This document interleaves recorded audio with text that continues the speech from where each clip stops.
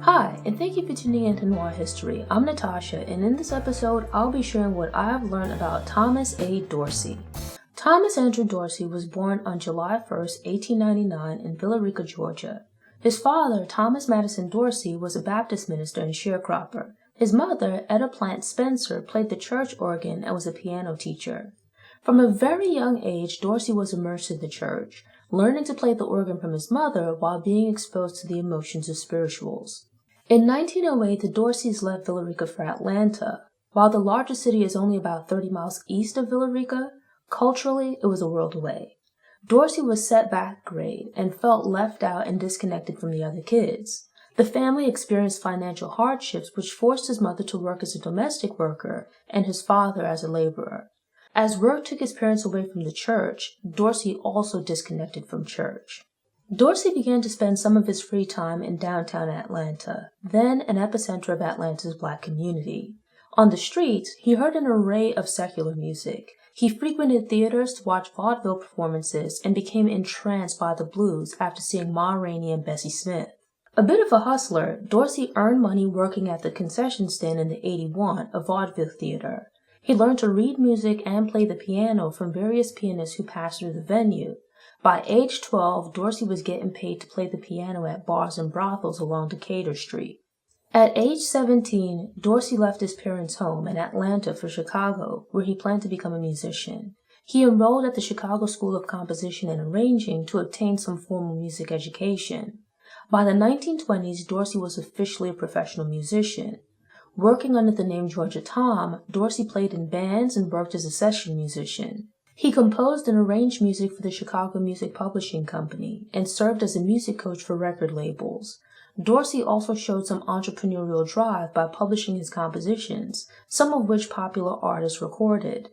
Since his earlier move to Atlanta, Dorsey focused on the blues and secular music. But in 1921, Dorsey heard W.M. Nix sing at the National Baptist Convention. This was also the convention at which Dorsey coined the term gospel music. The experience motivated Dorsey to return to his roots and write spiritual music. The following year, Dorsey published his first religious composition and brought gospel blues to the New Hope Baptist Church, where he was the music director. Yet, as Dorsey began to work with religious music, he didn't abandon secular music. These were the early days of the recording industry, and blues and jazz records were gaining popularity. Dorsey became a sought-after arranger and session player, contributing to over 300 blues records between 1928 and 1932. He began a professional partnership with Ma Rainey in 1924, appearing on her recordings and touring as part of her band. Dorsey also collaborated with Lionel Hampton and Louis Armstrong.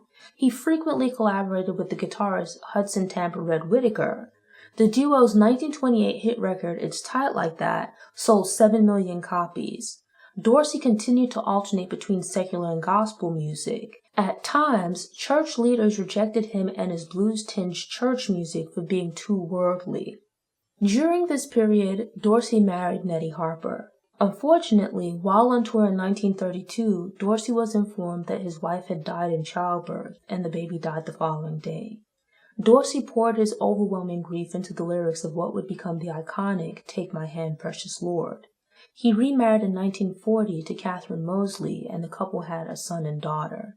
The year after his first wife's death, Dorsey co-founded and served as the first president of the National Convention of Gospel Choirs and Choruses. The latter half of the 1930s saw Dorsey working with female singers such as Della Reese and Clara Ward. But his most significant working relationship was arguably with Mahalia Jackson.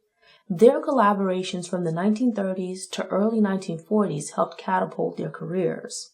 Of particular note was Peace in the Valley, which Dorsey wrote for Jackson and her performances made popular. To be clear, Dorsey did not invent gospel music, but he was one of the key pioneers in developing and popularizing the genre. Dorsey formed the Thomas A. Dorsey Gospel Songs Music Publishing Company in 1930, through which he published his religious compositions. Working as the music or choir director at various Chicago churches, most notably at the Pilgrim Baptist Church for 40 years, he helped to popularize and spread gospel music. Thomas A. Dorsey died in Chicago on January 23, 1993 from Alzheimer's complications.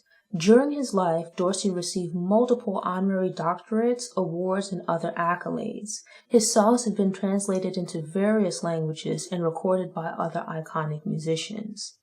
Thanks for tuning in to Noir History. I publish a new Black History Fact profile every week, so subscribe to the channel and click the notification bell so you don't miss any future episodes. And I'm hoping to finally create some downloadables, so keep an eye on the Media Noir website.